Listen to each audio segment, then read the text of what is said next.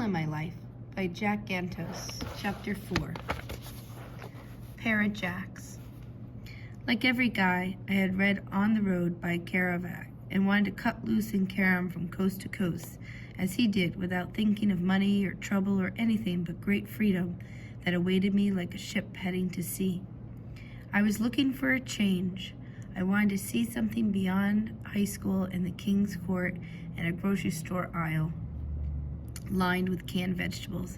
And as I was especially itchy to feel new things, to shed my skin and grow, I couldn't explain myself to anyone because I was only full of excited urges and notions and desires, kind of like the Hulk before he transforms.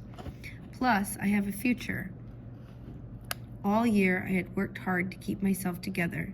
I held my job, managed my own money, kept passing grades, and stayed out of deep trouble.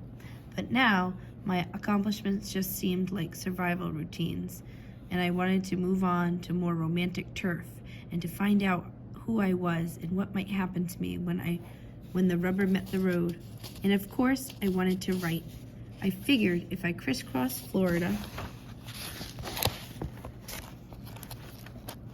from coast to coast, as if I were tying up the laces on a high-top sneaker, I would eventually stumble on something juicy to write about. I was full of hope.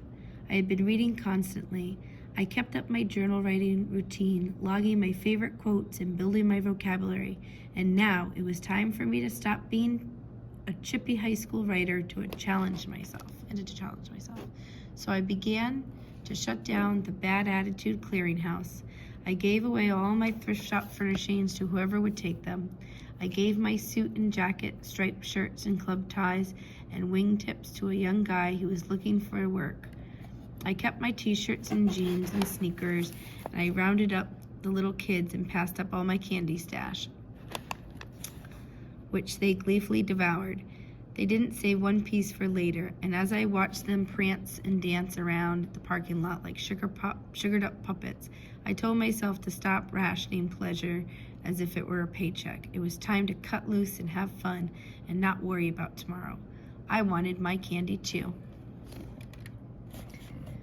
Reading On the Road, I felt more like Sal Paradise than Dean Moriarty. Sal was in love with everything and everybody. His eyes were as wide open as his heart.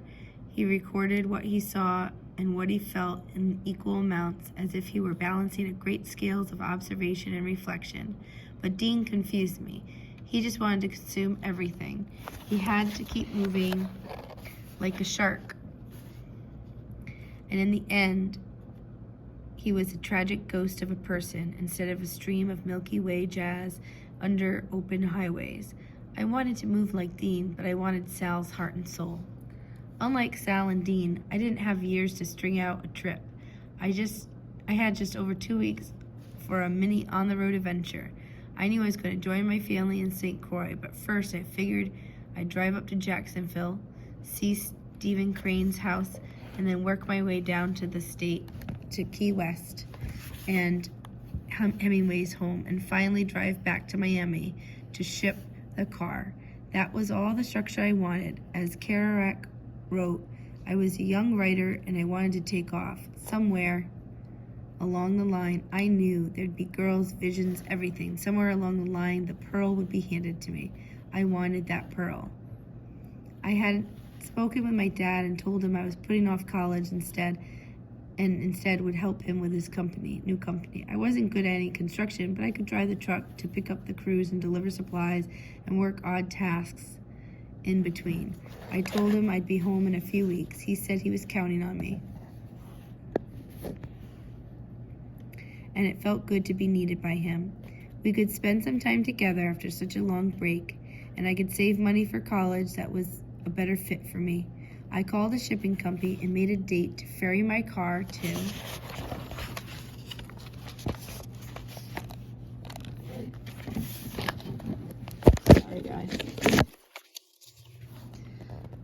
St. Croix out of Port Everglades. I booked my air ticket for myself and thought that helping my father save a few bucks and writing on my own was all the purpose I needed. Then, out of the blue, something happened and I hadn't planned on. My friend Scallon called. He wanted me to visit. He graduated a year ahead of me and was going to Florida State to study medicine on a full scholarship. He was a smart guy, and I knew him only because we had worked together at the grocery store. I didn't know any of the other friends. He didn't know mine. The only reason he wanted to stay with me is he didn't want his parents to know he was in town. He wanted to have some fun before settled in with them for summer. I told him he could hide out at my place for a few days, but then I was leaving. That was good enough for him. I picked him up at the train station. He had changed in it last year. His hair was down onto his shoulders. He wore a pair of ripped-up jeans and a Hendrix t-shirt. He looked like he hadn't slept in a week, but by the time he got in my car, he had already lit a joint. Want some, he asked. I hesitated and started the engine. I'm in pre-med, he said. It can't hurt you. I took a puff, then another. After a few minutes, I fell silent. And all the thoughts seemed big, very big, so endlessly big, I couldn't get out of them. My brain hummed along as one thought segued into another. The concentration was incredible. If I had been reading a book, each page would have been the size of Kansas wheat field. The space inside my mind seemed endless. After a while, he tapped me on the shoulder. Good stuff, he remarked. I forgot I was driving. Did I run any lights? I asked in a panic. He grinned. I don't know, he replied, and shrugged. I wasn't paying attention. I had already quit, so we just lounged around my room for a few days. We were so high we hardly went out. The weed dazed us until we got hungry enough to drift down the street to Pizza Parlor, where we'd ordered 2 for $1 large specials and burnt sheets of skin off our upper palates on the first bite.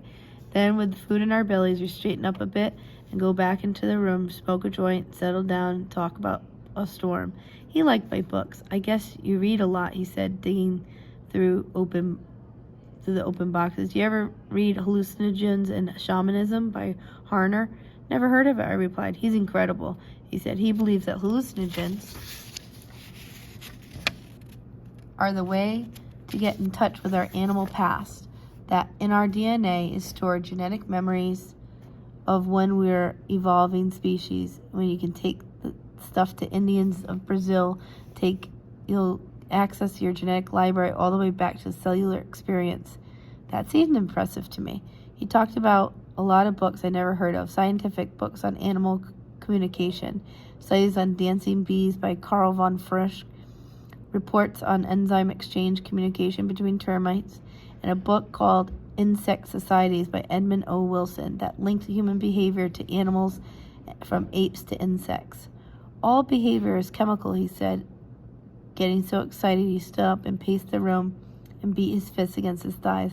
I pegged him as my Dean Moriarty and was happy he showed up with his wild genetic ideas.